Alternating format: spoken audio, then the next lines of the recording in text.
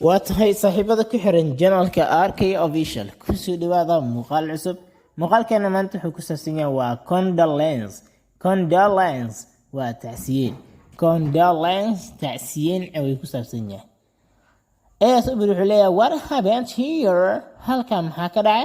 what happened here هل كان هكذا there is a funeral تعسي ايا كجرتا in this house gurigan there is a funeral تعسي ayaa ka jirta in this house gurigan who kicked the bucket yaa geeriyooday who kicked the bucket yaa geeriyooday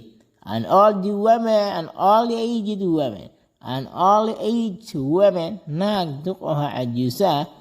cajuusa ahee has passed away ayaa geeriyootay this morning saaki ayay geeriyootay liir naag cajuusa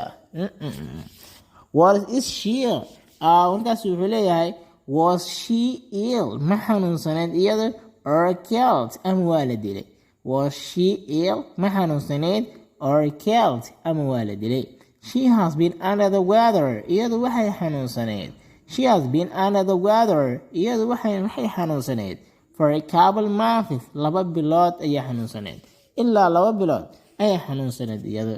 alright hagaag buu yidhi may she rest in peace ilaahay ha u naxariisto may she rest in peace ilaahay ha u naxariisto